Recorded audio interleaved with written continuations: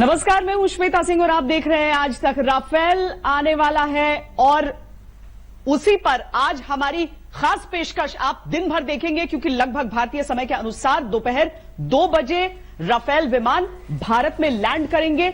भारत के अंबाला में लैंड करेंगे, वहां जो एयरबेस है वहां पर लैंड करेंगे और हर तरफ बस इसी बात की चर्चा, बस उसी राफेल का इंतजार चल रहा है। अगर सही समय पर सही फैसले और सही खरीद भारतीय सेनाओं के इतिहास में रही होती तो आज के दिन को मुमकिन है ऐतिहासिक बोलने की जरूरत नहीं होती। लेकिन लंबे समय से इंतजार चल रहा था कि एक अति आधुनिक विमान भारत के भी बेड़े में शामिल हो। 4.5 जनरेशन का यह विमान हमारे बेड़े में शामिल होने के लिए पहुंच रहा है। पहली खेप 5 राफेल विमानों की रहेगी जो भारत में पहुंचने वाले हैं।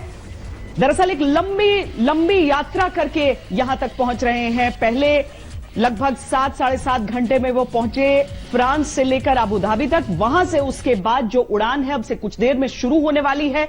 लगभग 3 घंटे की वो उड़ान होगी, जिसके बाद वो हरियाणा के अंबाला एयरबेस पर लैंड कर जाएंगे। 5 विमान, जिनमें से एक ट्रेनर है। बीच रास्ते में किस तरीके से मिड एयर रिफ्यूलिंग, यानी कि इतनी लंबे दायरे के लिए जब भी कोई विमान उड़ान भरता है तो उसे रास्ते में ईंधन भरने की आवश्यकता होती है। तो राफेल ने उसका भी नमूना दिखाते हुए आगे की ओर वो कूच कर रहा है। बहुत आवश्यक है भारत में राफेल का होना इस समय पर, जब एलएसी पर भी हम वैसा तनाव देख रहे हैं और एलओसी में भी तनाव देखने के लिए मिलते रहता है। हमारे साथ सीधे अंबाला से मेरे सहयोगी सत्येंद्र चौहान जुड़ रहे हैं। सत्येंद्र, आम लोग भी उतना ही इंतजार कर रहे हैं क्या? देखिए श्वेता, हर कोई इस लम्हे का इंतजार कर रहा है। हालांकि जो है अंबाला प्रशासन की तरफ से पूरा अलर्ट जारी किया हुआ है और जो एयरफोर्स स्टेशन की दीवार है उससे 3 किलोमीटर के पूरे इलाके में 144 लगाई हुई है। और अंबाला शहर में मैं मौजूद हूं तो यहाँ पर आप देख सकते हैं जगह जगह पर पुलिस को तैनात की गई है, क्योंकि राफेल को आने को लेकर कहीं कोई गड़बड़ी ना हो जाए, किसी तरह की कोई आशंका बाकी ना रहे, लिहाजा सुरक्षा के इंतजाम पूरे किए गए हैं। 144 लगाई गई है। पूरे इलाके को नो ड्रोन फ्लाई जोन घोषित किया गया है। इसके अलावा अगर अंबाला की बात करें तो यहाँ पर जोश और जश्न किस कदर है, इसका एक नमूना मैं आपको बता दूं। इन राफेल को जो लेकर आ रहे हैं, जो इनको लीड कर रहे हैं, वो ग्रुप कैप्टन हरकीरत सिंह है। और ये संयोग देखिए, उनकी पत्नी यहाँ पर ग्रुप विंग कमांडर हैं अंबाला में ही तैनात, और वो भी उनका इंतजार कर रही हैं कि हरकीरत सिंह यहाँ पर आए। और उनको शौर्य चक्र मिला था, इससे पहले जब जोधपुर में वो तैनात थे उनको शौर्य चक्र मिला था। और अब एक 41 साल बाद का इतिहास भी यहाँ पर दोहराया जा रहा है। आपको याद होगा 27 जुलाई 1979 को पहली बार जगुआर जेट फाइटर ब्रिटेन से सीधे अंबाला एयरफोर्स स्टेशन पर आए थे। और एयरफोर्स का पहले कार्यक्रम कुछ इसी तरीके से था कि 27 जुलाई को ही राफेल्स को यहां पर बुलाना था, लेकिन तकनीकी कमियों की वजह से, तकनीकी और मौसम की विभाग की वार्निंग के बाद इस प्रोग्राम को कहीं ना कहीं बदला गया। अभी भी यहां पर किसी तरह की कोरोना के कारण बहुत आगे ये बढ़ाना पड़ा, लेकिन अंबाला का भी जो सत्येंद्र दिखा रहे हैं वहां पर भी दूर दूर तक लोग वहां पर आ नहीं पाएंगे। अभी कोशिश यही की जा रही है। और वैसे देखिए, जो झलकियां हैं राफेल की, वो हम कोशिश करेंगे कि आपके सामने तक उन्हें हम पहुंचा सकें, क्योंकि उत्साह समूचे देश में है। और इसीलिए हम ये चर्चा आज दिन भर करने वाले हैं कि राफेल के जरिए हिंदुस्तान की ताकत कितना बढ़ेगी। हमारे साथ इस समय चर्चा में 3 खास मेहमान जुड़ रहे हैं। हमारे साथ जनरल विक्रम सिंह, जो कि पूर्व थल सेना अध्यक्ष रहे हैं, एडमिरल सुरेश मेहता, पूर्व चीफ ऑफ नेवल स्टाफ, और air chief marshal S Krishnaswamy, पूर्व chief of air staff. Sir, सबसे पहले मैं एयर चीफ मार्शल कृष्णस्वामी आपसे जानना चाहती हूं, राफेल का आना कितना बड़ा दिन भारत के?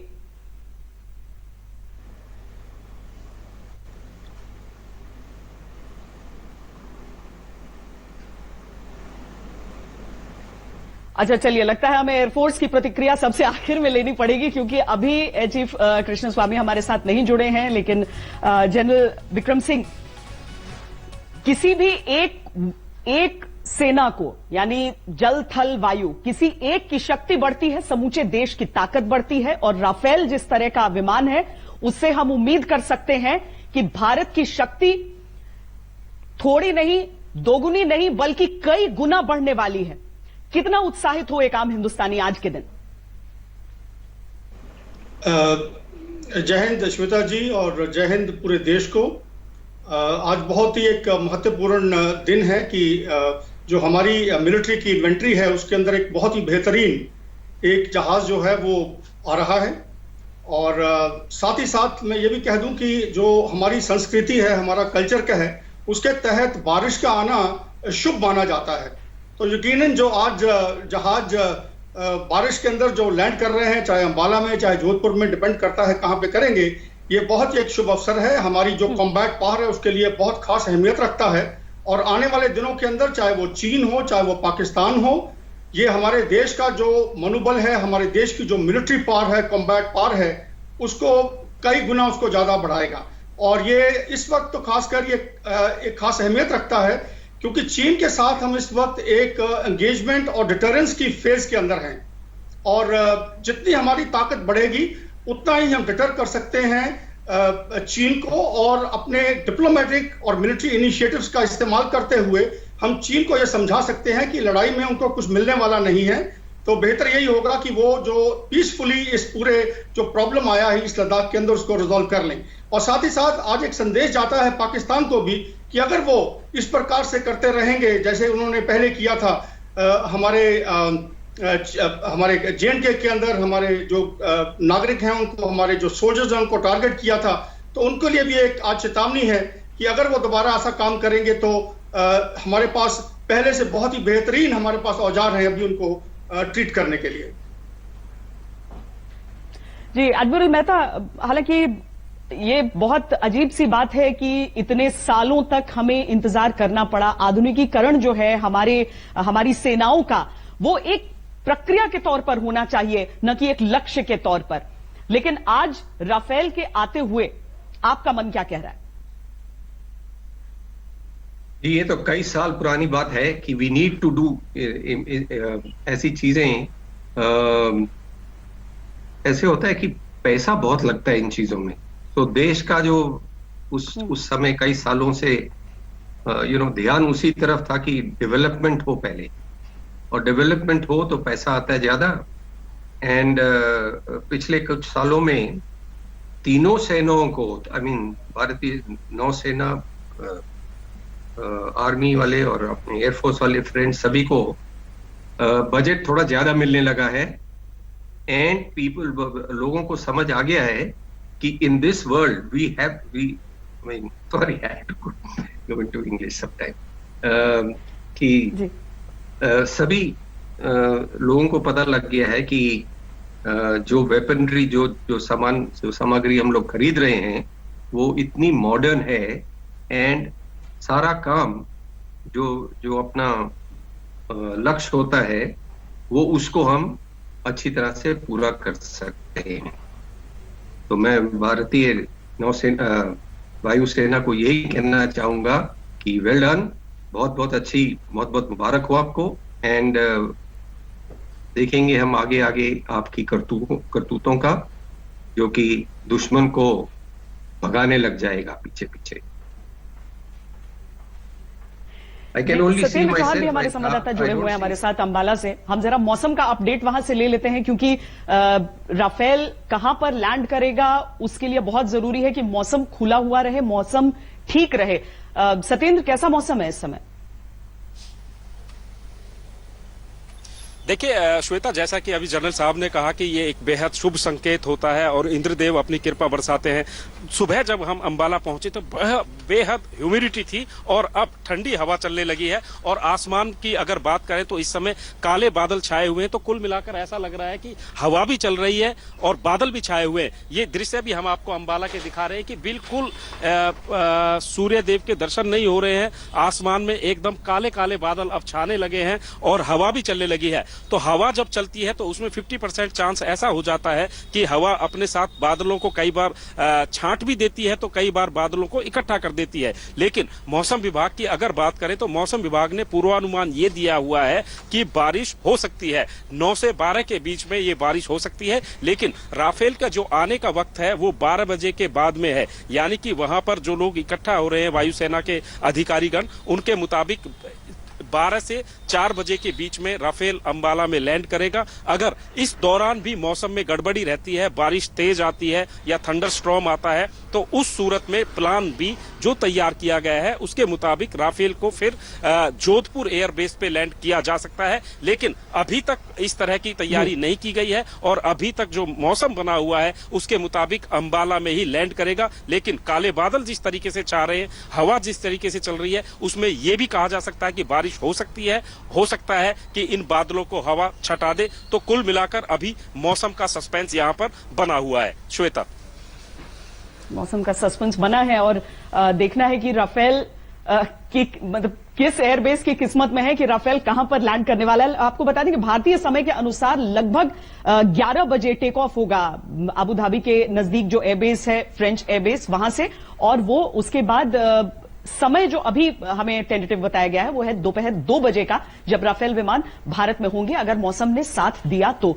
जनरल विक्रम सिंह, अगर हमारी ताकत एक तो होती है सैनिकों के हाथों के जरिए जो दिखती है हमारे हौसलों के जरिए, लेकिन जब एक देश के पास, एक देश की सेनाओं के पास इस तरह की ताकतवर हथियार होते हैं, तो ये क्या अपने आप में एक आप समझ लीजिए युद्ध लड़ने से पहले आप युद्ध जीत लेते हैं कि सामने वाले के दिल में दहशत रहता है, इसके पास ऐसा हथियार है तो इससे बच के रहना, इससे पंगा नहीं लेना है।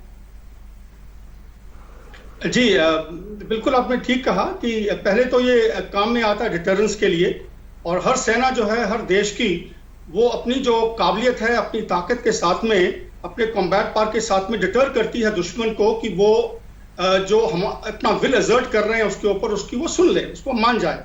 लेकिन अगर वो नहीं होता और अगर जरूरत पड़ती है जंग छेड़ने की, तो उसके अंदर जो हमारे प्रीएम्प्टिव स्ट्राइक्स जो हैं, ऐसा जो औजार हमारे पास में है, ऐसा जो हथियार हमारे पास में है आज, ये बहुत ही महत्वपूर्ण एक रोल अदा करेगा।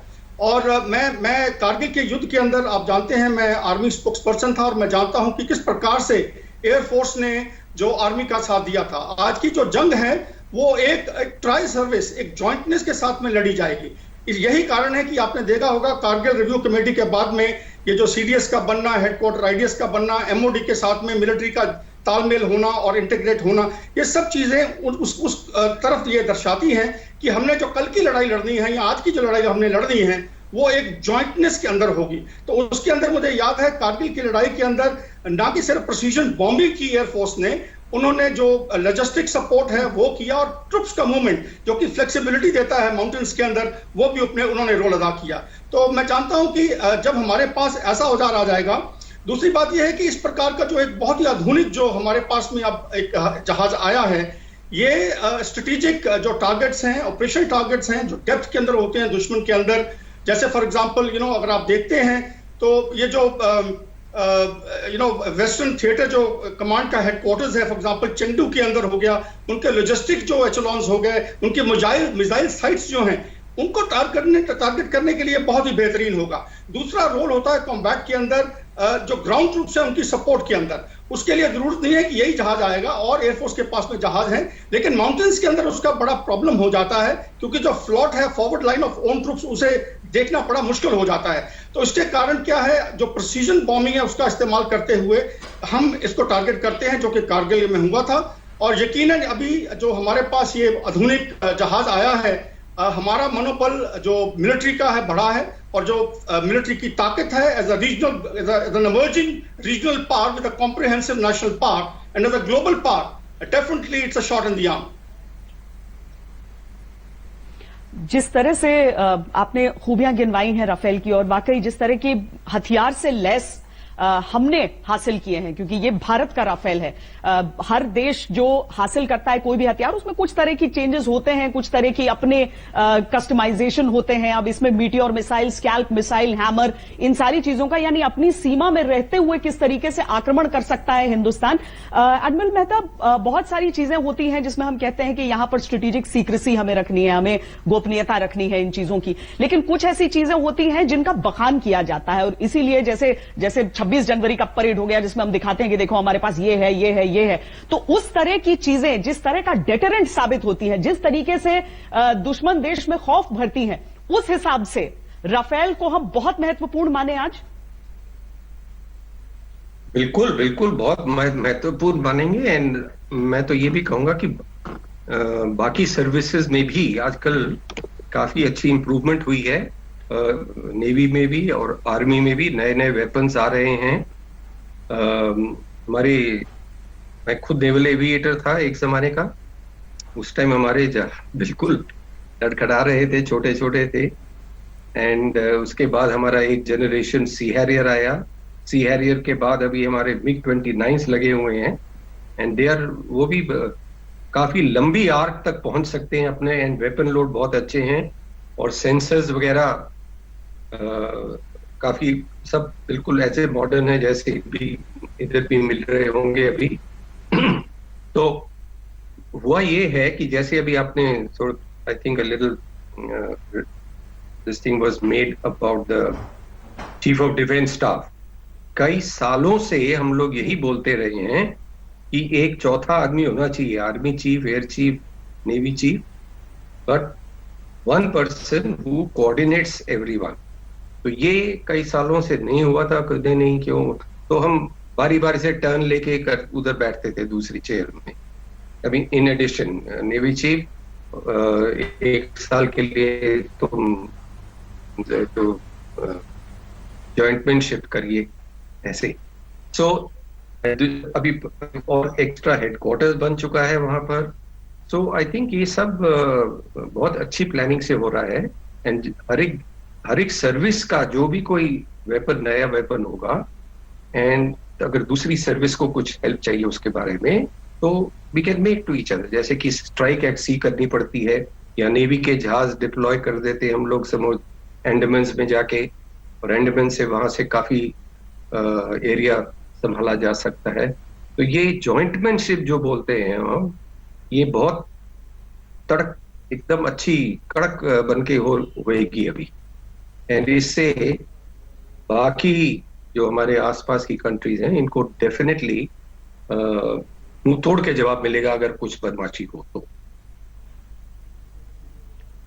जनरल विक्रम सिंह, सीडीएस का जिक्र किया एडमिरल मेहता ने। इसमें जिस तरह से खासकर हमने एलएसी में ऑपरेशन देखे, जो ऑब्वियस ऑपरेशंस की बात मैं कर रही हूं, जो लोग भी अपनी नजरों से देख सकते थे कि कैसे आसमान में भी हम अपना डोमिनेंस दिखा रहे हैं और जमीन की तैयारी तो अपनी जगह पर है ही।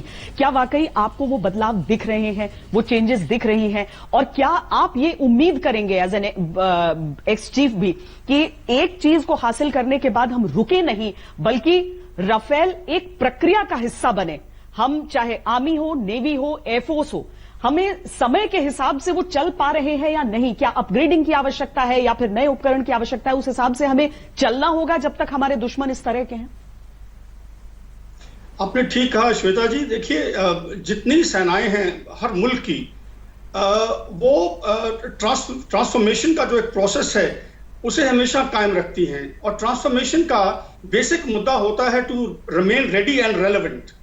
रेडी मतलब कि जब आपको कोई टास्क दिया जाता है, कोई उद्देश्य दिया जाता है, उसको ठीक टाइम फ्रेम के अंदर उसको हासिल कर सकें।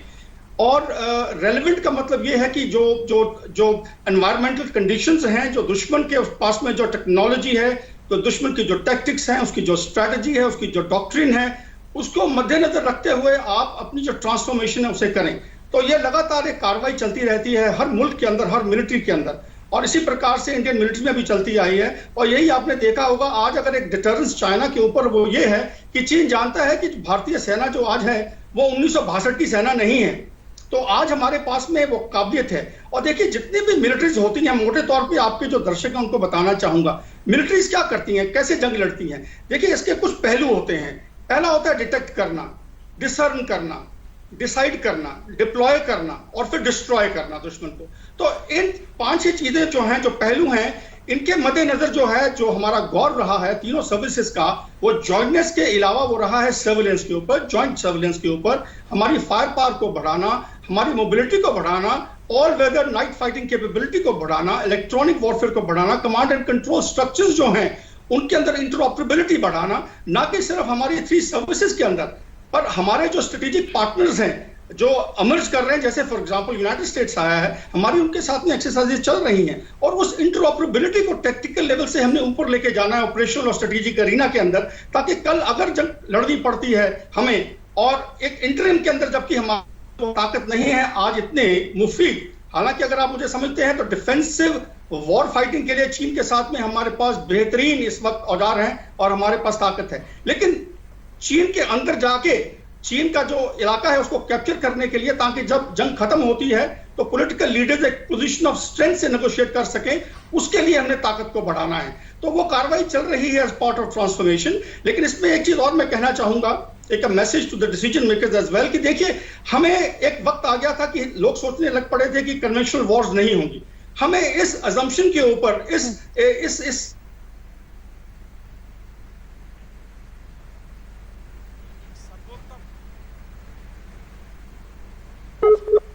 दुश्मन के इंटेंट के ऊपर, क्योंकि इंटेंट तो बदल हो सकता है। देखिए चीन का इंटेंट जो है आज से 2-3 महीने पहले बहुत बेहतर था, वो हमारे उनका दोस्ताना हिंदुस्तान का पॉलिटिकल लेवल के ऊपर, डिप्लोमेटिक लेवल के ऊपर, मिलिट्री लेवल के ऊपर बहुत बढ़िया था। तो हम समझ रहे थे कि उनका इंटेंट जो है वो इसी प्रकार से बोनहोमी का, दोस्ताने का रहेगा, लेकिन नहीं, उन्होंने इंटेंट बदली करके हमारे साथ में विश्वासघात किया, ईस्टर्न लद्दाख के अंदर आ गए हैं। तो अभी कहने का मेरा तात्पर्य ये है कि हमने जो इसके बाद में जो हमारी ट्रांसफॉर्मेशन है, वो हमने 2 चीजें दिमाग में रख के चलनी है कि कन्वेंशनल वॉर जो है वो आप राइट ऑफ नहीं कर सकते हैं, क्योंकि हमारे जो 15,000 किलोमीटर जो हमारा एरिया है, हमारे 6 उसके अंदर देश हैं जिनके साथ में हमारा बॉर्डर लगता है, जिनके अंदर जो है 2 तो हमारे दुश्मन हैं, बाकी जो है उनको चीन जो है इन्फ्लुएंस कर रहा है। तो हमें जो हमारी काबिलियत है दुश्मन की, उसको मद्देनजर रखते हुए अपना कॉम्बैट पावर को तैयार करना है, ना कि इंटेंट को। और दूसरी बात यह है कि हम जो एक राइट साइजिंग जो हम कर रहे हैं सेना की, उसके अंदर मैं ये कहना चाहूंगा कि हमें थोड़ा वेट एंड वॉच करना चाहिए, और जो मैन पावर हम रिड्यूस कर रहे हैं उसे नहीं करना चाहिए। देखिए देश को चेतावनी अभी आनी है हाइब्रिड वॉर से, हमें बूट्स ऑन ग्राउंड चाहिए होंगे, तो हमें बूट्स कम नहीं करने हैं, हमें वो रखने हैं, और साथ ही साथ हमने आधुनिक जो टेक्नोलॉजी है उसको लेके आना है अपनी सेना के अंदर। जी, वो संख्या कम नहीं की जा सकती। शांति प्रिय देश हम हो सकते हैं, लेकिन युद्ध की तैयारी हमेशा रखनी होगी। शक्तिशाली से ही सामने वाला डर कर शांत रहता है, अगर उसकी मंशा सही नहीं हो। हम अपने दर्शकों को बता दें कि आज ही राफेल अब से कुछ घंटों के भीतर भारत की धरती पर पहुंचने वाला है। लंबा इंतजार इसके लिए करना पड़ा। इस पिछले दशक की शुरुआत में ही इस बात पर चर्चा हो गई थी कि भारत को और विमानों की आवश्यकता है, लेकिन उसके बाद एक लंबी आधिकारिक प्रक्रिया में यह फंसता चला गया, और 2014 तक ऐसा साफ हुआ कि मुमकिन है राफेल नहीं खरीदे जाएं। लेकिन सरकार बदलने के बाद दोबारा इसे रिव्यू किया गया, एक नई ऊर्जा, नई जान मिली, और आज 36 राफेल्स की वो डील फाइनल है, जिसमें से 5 की खेप आज पहुंच रही है। एक ब्रेक के लिए रुक रहे हैं, आप देखते रहिए आज तक। नमस्कार, मैं हूं श्वेता सिंह और आप देख रहे हैं आज तक। राफेल विमान भारत आने वाले हैं और उस पर लगातार आप हमारी यह खास पेशकश देख रहे हैं। अंबाला में किस तरीके से उसके लैंड करने की तैयारी हो रही है, वहां पर आम से लेकर खास तक सब इंतजार कर रहे हैं कि क्या अंबाला के आसमान में थोड़ी देर के लिए राफेल विमान उन्हें नजर आ जाएंगे या फिर नहीं। लेकिन इसके साथ ही राफेल विमानों के आने से भारत की ताकत कितनी बढ़ेगी। कुल 36 विमान हमारे पास आने हैं, जिनमें से ये 5 विमान, जिनमें 1 ट्रेनर शामिल है, ये पहुंच रहे हैं भारत की धरती पर, भारत की शक्ति को, भारत के हथियारों को कुछ और बढ़ाने के लिए, दुश्मन के दिल में कुछ और खौफ जगाने के लिए। और इसी पर हम चर्चा कर रहे हैं। इस समय जनरल विक्रम सिंह हमारे साथ जुड़े हैं, लेकिन जनरल मेहता, चूंकि एविएटर आप रहे हैं, मैं आपसे जानना चाहती हूं कि अगर एक विमान राफेल जैसा, जो फ्रांस कहता है कि उसने तब विकसित किए जब वो 7 अलग अलग तरह के विमानों को यूज तो करता था, लेकिन चाहता था कि कोई एक हो जो सबका रोल कर ले। एक फाइटर अगर एक ऑलराउंडर हो तो वो कितना बेहतरीन हो जाता है। जी, बहुत अच्छी बात। Admiral Mehta, not general Mehta, navy. I am sorry. Not to worry. आजकल से मल्टी रोल बोलते हैं ना जब हम, तो आजकल एक ही जहाज कई तरह के काम कर सकता है, चाहे अपनी फ्रंट गन चलानी हो, चाहे बॉम्ब फेंकने हो, चाहे nuclear bomb. By the way, this aircraft will also carry nuclear bombs. So multi role aircraft का काम ज्यादा होता है, सब जगह ऐसा ही हो रहा है। MRCA बोलते हैं इसको, multi role combat aircraft, that goes about doing many roles and एक ही जहाज से कई तरह के काम कराए जा सकते हैं, डिपेंडिंग अपॉन जैसे सिचुएशन होगी उसके हिसाब से। इस तरह का काम करना है या उस तरह का काम करना है तो इस तरह के टाइप के वेपन्स डालो या दूसरी चीज करो। तो दैट इज बहुत अच्छा यूटिलाइजेशन होता है एक ही जहाज का। जनरल विक्रम सिंह, जिस तरह के रूल्स राफेल के लिए बताए जा रहे हैं उसमें चाहे एयर सपोर्ट हो, एयर डोमिनेंस हो, जिस तरह से इसका real time generation of 3D maps बताया जाता है राफेल का, अब तो एक एक करके जैसे जैसे भारत में इस्तेमाल के साथ और ऑपरेशनल इस्तेमाल इसका होगा तब और कहानियां जुड़ती जाएंगी हमारे सैन्य इतिहास में। लेकिन इस तरह की जिस तरह की LAC की टोपोग्राफी है, जिस तरह की वहां की गोल है, उसमें ऐसी चीजें कितनी महत्वपूर्ण, और खासकर जनरल विक्रम सिंह ऐसे मौके पर जब हमारे दुश्मन ऊंची चोटियों पर आकर बैठ जाते हैं ये सोच के कि किसी भी तरीके से अब नीचे से दुश्मन आ नहीं सकता, तो सेना तो उसमें सक्षम थी, अब ये सपोर्ट भी साथ में मिलता है तो कितना और फायदेमंद। हाँ श्वेता जी, किसी भी हथियार की, किसी भी हमारा जो प्लेटफॉर्म है उसकी वर्सेटाइलिटी, उसकी जो एजिलिटी है वो एक फोर्स मल्टीप्लिकेशन का इम्पैक्ट करती है कॉम्बैट पावर के ऊपर। तो यकीनन ऐसा एयरक्राफ्ट जो भी आ रहा है जो कि मल्टी रोल परफॉर्म कर सकता है, तो एक बैटल फील्ड के अंदर जो है, TBA के अंदर और साथ ही ऑपरेशनल और स्ट्रेटेजिक एरिना के अंदर तीनों जो एरियाज हैं, तीनों टेक्टिकल एरिया तो वो हो गया जैसे ईस्टर्न लद्दाख का इलाका है और अक्साई चिन का इलाका जो है साथ में जो मिलता है, लेकिन ऑपरेशनल इलाका जो है तकरीबन 100-200 किलोमीटर, और उसके बाद में स्ट्रेटेजिक इलाका जैसे चेंगडू मैंने बताया था जो इनका अभी वेस्टर्न थिएटर जो इनका हेडक्वार्टर है वो हो गया, उनके लॉजिस्टिक एचलॉन्स हो गए, मिसाइल साइट्स हो गई उनकी, और इम्पोर्टेंट जो ब्रिजेस हैं। तो ये जो स्ट्रेटेजिक डेप्थ के अंदर जहां से उनका कॉम्बैट पावर आगे आ सकता है इनको टारगेट करने के लिए, और ऐसा जब औजार हमारे पास में होता है तो लड़ाई जब भी लड़ी जाती है तो उसके अंदर एक सरप्राइज जो है उसको एक हथियार के तौर पे इस्तेमाल किया जाता है। तो प्रिएम्प्टिव स्ट्राइक्स जब हम जानते हैं कि फॉर एग्जांपल ये डिपेंड करता है इन हालात के अंदर, मुझे नहीं लगता कि जंग हम शुरू करेंगे। कारण ये है कि हम मौका दे रहे हैं चीन को कि वो जो जिस जहां पे वो आया हुआ है वहां से वो वापस चला जाए। और आज का जो आपका जो एक सिस्टर चैनल वही आज सवेरे दिखा रहा था कि गौरव सावंत बता रहे थे कि वो शायद काफी इलाकों से चला गया है, सिर्फ पंगांगसो के अंदर थोड़ा सा भी बैठा हुआ है। तो मेरा कहने का मतलब ये है कि ये एक जो डिटरेंस है प्रेशर डालने के लिए, उसके लिए इस वक्त जो एंगेजमेंट और डिटरेंस का फेज चल रहा है उसके अंदर इसका बहुत ही इसका महत्वपूर्ण रोल रहेगा।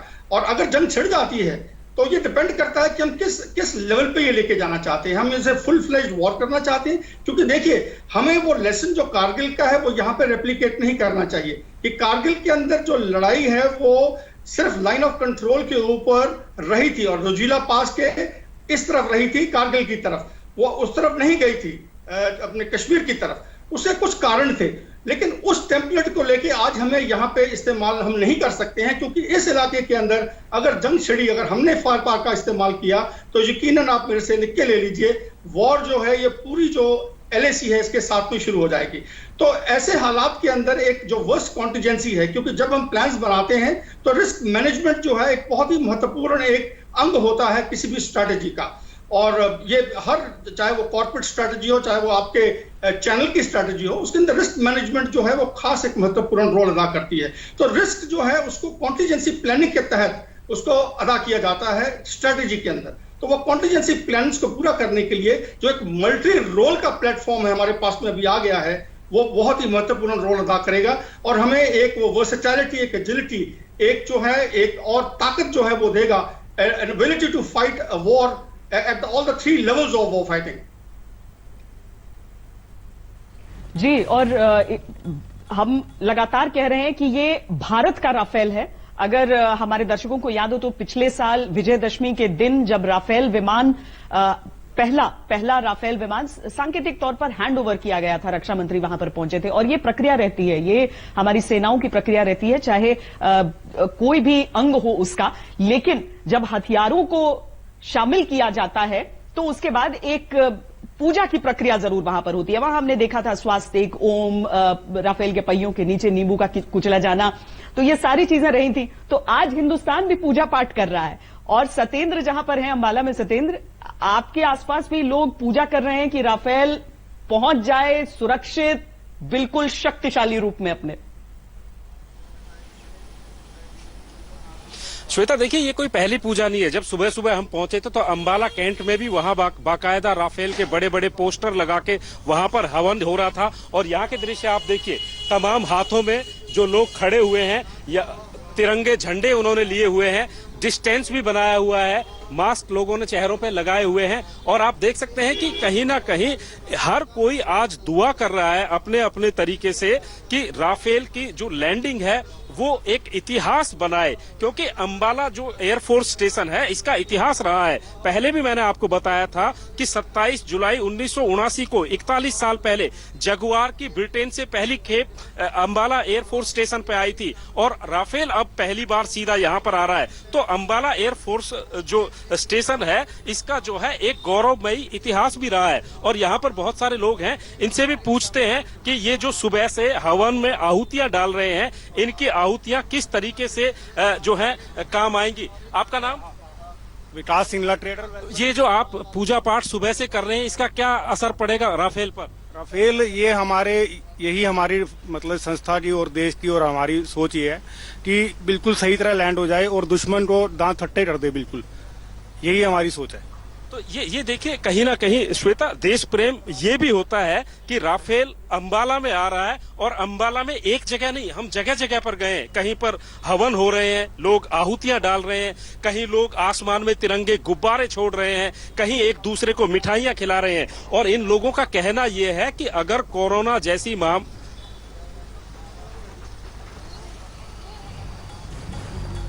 जी सत्येंद्र, दोबारा लौटेंगे आपके पास।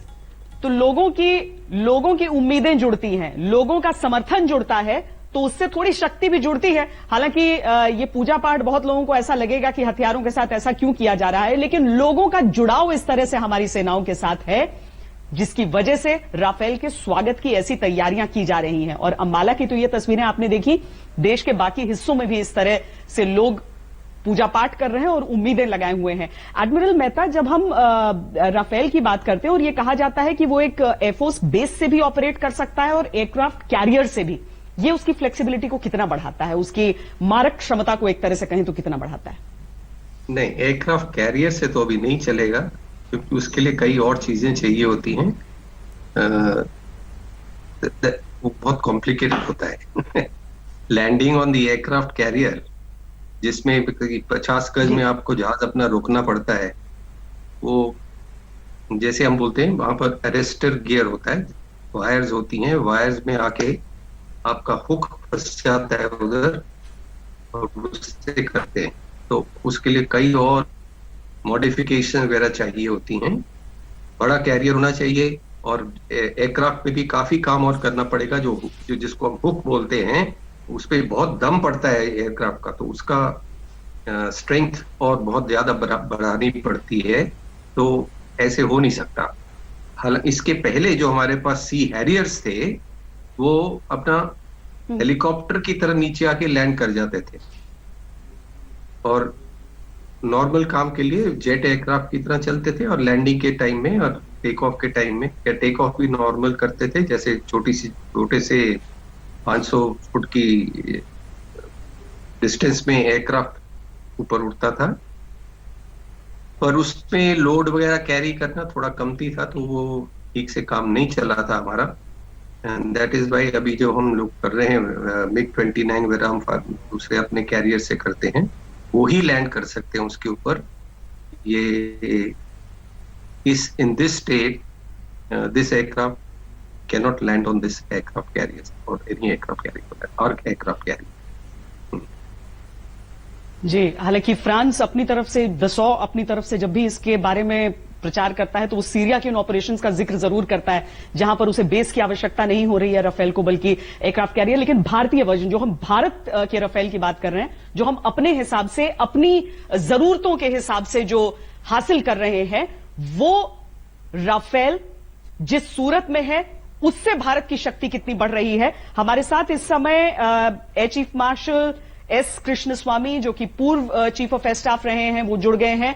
सर, भारत का ये राफेल कितना उत्साहित कर रहा है आज आपको? ये तो हमारे it's a major decision and but 20 साल के बाद तो इट्स अ वेरी इम्पोर्टेंट क्या कहते हैं अकरेंस। थोड़ा सा इसका मुझे ये वॉल्यूम ठीक नहीं आ रहा, सुनाई दे रहा आपको मुझे? जी जी, आपकी आवाज पूरी तरह से आ रही है साहब।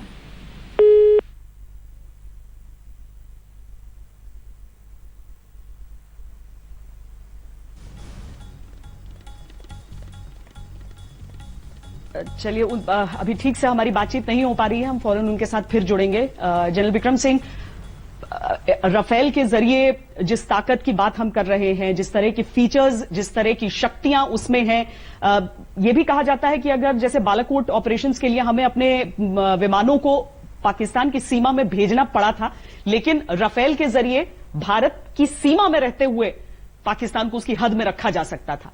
ये सारी चीजें तो हमारी लोच को, हमारी फ्लेक्सिबिलिटी को बहुत बढ़ा सकती हैं।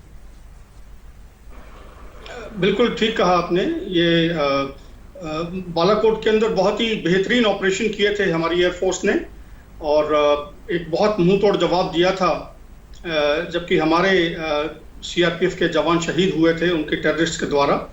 तो यकीनन अभी ये जो प्लेटफॉर्म हमारे पास में आया है, ये जो मल्टी रोल एयरक्राफ्ट आया है, इससे हमारी जो काबिलियत है, जो उनके स्ट्रेटेजिक और ऑपरेशनल टारगेट्स हैं, जैसे कि उनके जो टेररिस्ट के जो हेडक्वार्टर्स हैं, उनके जो लॉन्च पैड्स हैं, उनको स्ट्राइक करने के लिए बहुत ही बेहतरीन एक हमारे पास में अभी औजार है। तो इससे जैसे मैं पहले कह रहा था, रिटर्न्स जो है बढ़ता है और मुझे यकीन है कि जिस प्रकार से अभी एक रियलाइजेशन आ रही है पाकिस्तान के अंदर, हालांकि वो उनके पास में 30,000 से लेके 40,000 टेररिस्ट हैं और ये उनके जो प्राइम मिनिस्टर प्रधानमंत्री हैं इमरान खान, उन्होंने ये बयान दिया था यूनाइटेड स्टेट्स के अंदर जुलाई पिछले साल जब वो अमेरिका गए थे। तो वो जो टेररिस्ट हैं उनको किस प्रकार से वो करेंगे, वो हमारी तरफ उनको भेजना ही पड़ेगा, नहीं तो वो उनको खुद ब्लीड करेंगे। तो यहाँ अफगानिस्तान के अंदर भी अगर पीस प्रोसेस हो गया तो कहाँ इस्तेमाल उनको करेंगे। तो कहने का मेरा मतलब ये है कि अब एक डिटरेंस है, तो पाकिस्तान को सोचना पड़ेगा कि उनका ये जो स्ट्रेटेजिक उन्होंने एक असेट बनाया था अपने लिए, स्ट्रेटेजिक रिसोर्स तैयार किया था जैसे मोहम्मद और लश्कर तोयबा का, इसको या किस प्रकार से अभी थोड़ा न्यूट्रलाइज खुद करते हैं अपने देश के अंदर, क्योंकि उनका जो अभी रवैया पहले रहा है जम्मू और कश्मीर के अंदर और भारत के तहत, उसे कबूल नहीं किया जाएगा। और ये एक पॉलिटिकल जो विल है वो तो दर्शाई गई थी बालाकोट के अंदर। So given that political will, given the national fervour, आप बात कर रहे थे देश का जो हमारे कुछ भारतीय हमारे नौजवान जो इस टाइम पूजा कर रहे हैं अंबाला के अंदर, तो ये जो नेशनल फर्वर है, जो नेशनल एक जो मोराल है, ये दर्शाता है। और ये श्वेता जी, ये जो नेशनल मोराल है ये परकोलेट करता है सेना के बीच में। ये तीनों जो हमारी जो मिलिट्री है, आर्मी, नेवी, एयरफोर्स, उसमें ये परकोलेट करता है। और जो मिलिट्री का जो मोराल है वो निर्भर करता है देश के मोराल के ऊपर, वो निर्भर करता है पॉलिटिकल विल के ऊपर। और औजार होना एक चीज है, पॉलिटिकल विल होना उसका इस्तेमाल करने के लिए दूसरी चीज है। तो ये दोनों चीजें एक देश के पास में आ जाए और सेना को पता चल जाए कि ठीक है हमारे पास में ये कॉम्बैट पावर है, लेकिन इसको इस्तेमाल करने के लिए हमारे साथ जो हमारे पॉलिटिकल लीडर्स हैं, मुझे जनरल विक्रम सिंह, आपकी ये बात सुनकर पूरे देश के लोगों को बड़ा अच्छा लगा होगा कि अगर वो इस तरह की चीजें कर रहे हैं तो उनकी सेनाओं को वो अच्छा लग रहा है, क्योंकि ये सारी चीजें की ही जाती हैं इसीलिए लोगों के द्वारा कि ये सेनाओं तक उसकी पूरी भावनाएं पहुंच सके।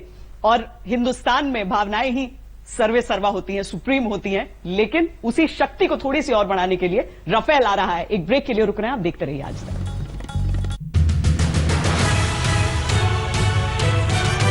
राफेल और उसी के स्वागत में हम आपको अपनी खास पेशकश लगातार दिखा रहे हैं। अंबाला में किस तरह की तैयारियां हैं आपको बता दें, क्योंकि अगर सब कुछ ठीक ठाक रहा तो अंबाला में ही अब से कुछ देर बाद ये राफेल विमान लैंड करने वाले हैं। लेकिन मौसम वहां पर थोड़ा सा ठीक नहीं लग रहा है, इस समय काले बादल छाए हुए हैं। इसके साथ ही आपको बताएं कि पूजा पाठ वहां पर जमकर की जा रही है कि एक मौसम साफ रहे, राफेल अच्छे से यहां पर लैंड कर जाए और उसके बाद भारतीय सेनाओं की शक्ति कई गुना और बढ़ जाए।